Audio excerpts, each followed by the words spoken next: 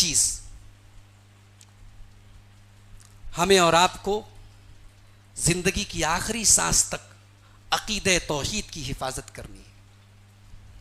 توحید پر جئیں اور توحید پر ہمارا خاتمہ ہو. اس لیے کہ اگر ہمارا خاتمہ توحید پر نہیں ہوا تو دنیا بھی گئی اور آخرت بھی گئی. نہ قیامت کے دن اللہ کے رسول ہماری شفاعت کریں گے، نہ ہمیں جنت نصیب ہوگی. توحید کی حفاظت زندگی کی آخری سانس تک کریں، یہ چوتھا علاج ہے ہماری ذلت و رسوائی کا. پانچویں چیز یہ ہے کہ ہم اور آپ اپنے پیارے نبی جناب محمد رسول اللہ صلی اللہ علیہ وسلم کو اپنا آئیڈیل بنائیں کہ ہمارے نبی نے ہمیں زندگی کے تمام اصول سکھائے. پیشاب کرنے کے آداب، پاخانہ کرنے کے آداب، بیوی سے ملنے کے بھی آداب ہمیں سکھائے. جس نبی نے ہمیں پورا ایک طریقہ حیات، پورا ایک لائف اسٹائل، پورا ایک کلچر دیا ہے، اس نبی کی سیرت کو چھوڑ کر، اس نبی کی اتباع کو چھوڑ کر آج ہم دوسروں کے دروازے کے بھکاری بنے. ہم ان کی نقل کرنے. ہم اپنے نبی کی اتباع کامل کریں اگر ہم چاہتے ہیں کہ اس ذلت و رسوائی سے ہمارا پیچھا چھوٹے. پانچویں چیز یہ ہے کہ ہم اور آپ میرے ساتھیوں اللہ کی ذات پر بھروسہ کریں. وَمَن يَتَوَكَّلْ عَلَى اللَّهِ فَهُوَ حَسْبُهُ، جو اللہ کی ذات پر بھروسہ کرے گا اللہ اس کی ضرور مدد کرے گا. اللہ کا وعدہ ہے.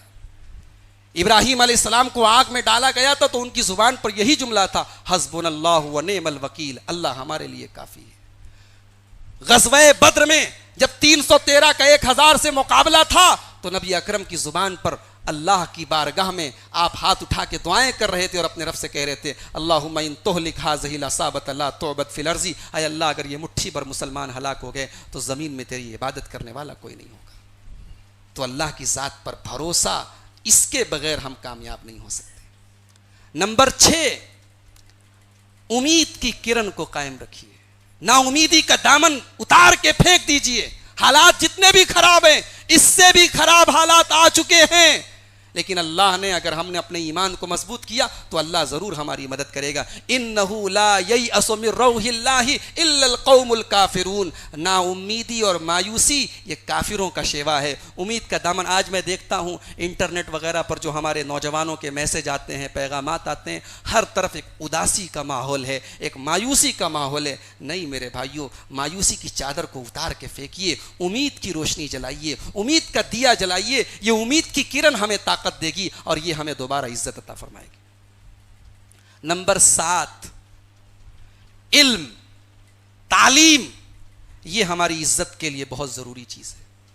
آج ہم مسلمان غور کریں کہ آج دنیا میں جو سائنس اور ٹیکنالوجی کا جو میدان وسیع ہوا ہے، اس کے پیچھے کس کا ہاتھ ہے؟ آپ ذرا سا اتہاس اٹھا کے دیکھیے، جتنے بڑے بڑے سائنسداں دنیا میں آئے، اسلام کے آنے کے بعد دنیا میں آئے ہیں.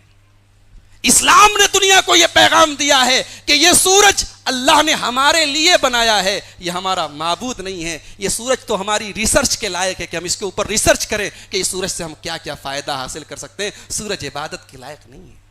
اسلام نے یہ سبق دیا کہ یہ زمین، یہ دھرتی، یہ ہماری ماں نہیں ہے، یہ ہماری پوجا اور عبادت کے لائق نہیں ہے. یہ زمین تو اللہ نے الذی جعل لکم الارض قرارا، اللہ نے زمین کو تمہارے رہنے کے قابل بنایا ہے.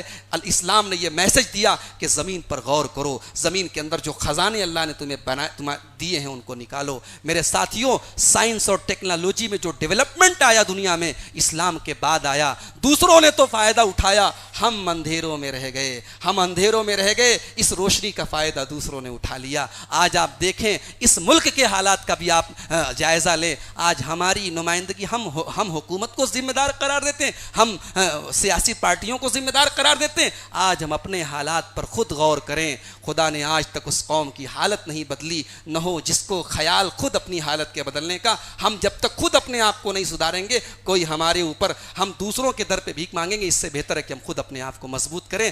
تعلیم کے بغیر نہ دین ہے نہ دنیا ہے. ہم تعلیم سے اپنا رشتہ جوڑیں. نمبر 8، 10 چیزیں بیان کرنی ہیں، 2 چیزیں اور بیان کر کے بعد ختم کرتا ہوں. نمبر 8، مسلمان آج نٹھلا بن کے بیٹھا ہوا ہے. یہ سوچتا ہے کہ ہم تو اللہ کے بندے ہیں، اللہ ہمیں من و سلوہ ہمارے اوپر نازل کرے گا. اسلام نے کہیں ایسی تعلیم نہیں دی. اسلام نے ہمیں یہ تعلیم دی ہے کہ حرکت میں برکت ہے. تم حرکت کرو گے، تم محنت کرو گے، تب تمہیں پھل ملے گا۔ آج دوسرے باطل کے لیے محنت کر رہے ہیں، انہیں اس کا بھی پھل مل رہا ہے۔ تم صحیح کے لیے، حق کے لیے محنت کرو، اور میں پھل تمہیں نہ دوں تو کہنا۔ اللہ کے نبی صحابہ کرام کے ساتھ غزوہ بدر میں گئے، 313 کا مقابلہ 1000 کے ساتھ ہے۔ آپ یہ بھی تو کر سکتے تھے کہ صحابہ سے کہتے کہ چپ چاپ سے اپنے گھروں میں بیٹھے رہو، میں اللہ سے دعا کروں گا، اللہ آسمان سے فرشتے بھیجے گا اور مدد کر دے گا اور کافروں کو شکست ہو جائے گی۔ نہیں، 313 کو جانا پڑا، لڑنا پڑا، اس میں بہت سارے صحابہ شہید بھی ہوئے، زخمی بھی ہوئے، حرکت کرنی پڑی، ان کو بھی کچھ کرنا پڑا۔ ہم سوچے کہ ہم کچھ نہ کریں اور حالات صحیح ہو جائیں، ایسا نہیں ہو سکتا میرے بھائیوں۔ ہم میں سے ہر آدمی کو، پیسہ والا ہے اپنے پیسے کا استعمال دین کے لیے کرے، طاقت والا باڈی بلڈر ہے اپنے جسمانی طاقت کا استعمال دین کے لیے کرے، علم والا ہے اپنے علم کا استعمال دین کے لیے کرے، ڈاکٹر ہے اپنی میڈیکل سائنس کا استعمال دین کے لیے کرے، کوئی انجینئر ہے، کوئی کچھ ہے، ہر آدمی اپنے ٹیلنٹ اور اپنی صلاحیتوں کا استعمال اپنے اپنے دائرے کے حساب سے دین کے لیے کرے۔ یہ اس چیز کے کرنے کا بھی وقت ہے۔ نمبر 9، ہماری ذلت و رسوائی کا اگر ہمیں علاج کرنا ہے میرے ساتھیوں، تو ایک کام ہمیں یہ بھی کرنا پڑے گا کہ ہمیں یہ طے کرنا پڑے گا کہ دین ہمیں کہاں سے لینا ہے۔ ہر آدمی جو دین کی باتیں کر رہا ہے وہ بہروپیہ بھی ہو سکتا ہے۔ کوئی لیپ ٹاپ لے کے چلا آئے تو بہت بڑا اپنے آپ کو علامہ بنا بیٹھا، اس سے پوچھو کہ تم کو ایک حدیث پڑھنا آتا ہے کہ نہیں آتا، تم حدیث پر تمہاری کتنی گہری نظر، تمہارے لیپ ٹاپ سے ہم دھوکہ کھا جائیں۔ ہمیں دیکھنا پڑے گا کہ ایسے ایسے لوگ بھی مارکیٹ میں دین، اپنے آپ کو دین کا ٹھیکیدار بنائے بیٹھے ہیں، جن کو دین کی دال سے بھی ان کو جو ہے واقفیت نہیں ہے۔ تو دین کو اہل علم سے حاصل کریں۔ یہ ہمیں اگر اپنی ذلت و رسوائی کو بدلنا ہے تو یہ بھی اس کے لیے ضروری ہے۔ اور آخری چیز، امام مالک رحمۃ اللہ علیہ کا ایک قول ہے اور پوری تقریر کا خلاصہ اسی قول کے اندر موجود ہے۔ امام مالک کہا کرتے تھے، لن يصلح آخر هذه الامة الا بما صلح به اولها۔ اس امت میں بعد میں جو لوگ آئیں گے ان کے مرض کی دوا بھی وہی ہے جو پہلے کے لوگوں کی تھی۔ صحابہ کرام نے، سلف صالحین نے، اس امت کے سب سے بہترین لوگوں نے، جو کریمی لیئر تھے اس امت کے، جو بہترین لوگ تھے، ان کا جو منہج تھا، ان کا جو طریقہ تھا، انہوں نے دین پر جیسے عمل کیا، وہی آج بھی ہمارے مرض کی دوا ہے۔ ہمیں لوٹنا پڑے گا اسی علاج کی طرف۔